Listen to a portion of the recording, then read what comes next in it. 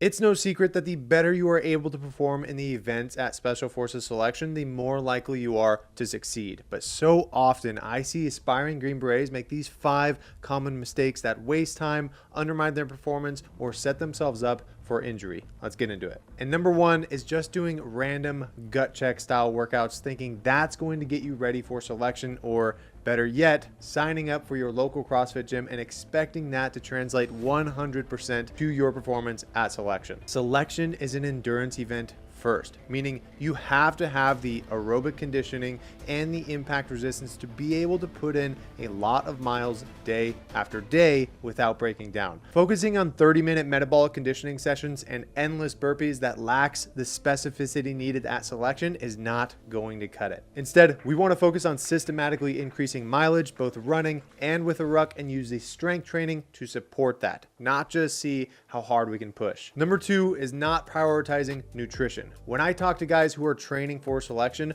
one thing they never really lack is motivation. Yet this motivation is only funneled into their training, and 9 times out of 10, the biggest lever they can pull is cleaning up their nutrition and ensuring they're providing their body with the raw resources to make progress possible. You don't need to eat like a bodybuilder or just arbitrarily try to hit a specific weight, but we need to be tracking our food to ensure you are getting enough of what you need on a daily basis to support the training. If you're truly motivated to succeed, demonstrate that in the other 23 hours outside the gym, not just the training session. Number 3, and this is a big one, is increasing the volume too quickly. And I completely understand this one because I did the exact same thing when I first started training for selection, but the only thing I got out of it was Achilles tendonitis, hip flexor issues, and a train up riddled with setbacks. Now, it can be tempting to want to ramp up the mileage overnight. After all, you know you're going to have to put in a ton of miles in a short period of time at selection. So when we look at all of the demands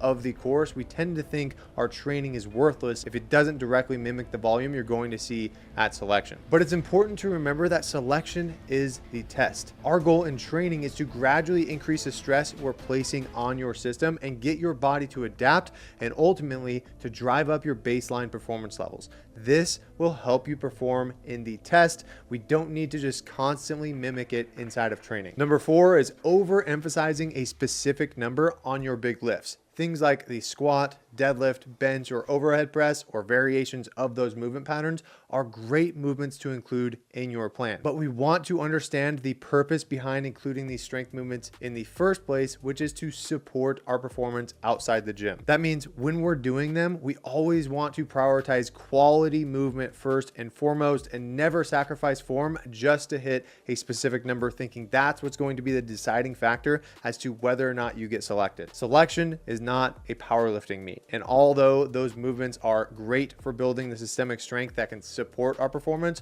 overemphasizing them in a plan can undermine what truly matters. And last but not least is burning out. When you're training up for something like Special Forces Selection, it can be very daunting and you're constantly thinking about all the things you need to be doing. Then you try to fill every moment with something because it feels like you are being productive. When in reality, there's only a few things you can do on a daily basis to really put yourself in a position to succeed. Train smart, eat well, and recover. Things like knot tying and land navigation are great to learn as well, but it's not something you need to spend every day doing, because what ends up happening when we fill all of our time with busy work is we burn out, stop training, and convince ourselves that we can't achieve the goal because the pace is not sustainable. Becoming a Green Beret is a long game. It's a process that you cannot speed up no matter how hard you try. So prioritize the few things that truly move the ball forward on a daily basis, then spend your free time doing whatever it is you like to do so you don't burn out and start resenting the pipeline before you ever even get into it. Now, if you want a free training guide walking you through exactly how to prepare for a course like Special Forces Selection, I put a whole ebook together, which is available in the description below. Keep training hard, and I'll see you in the next one.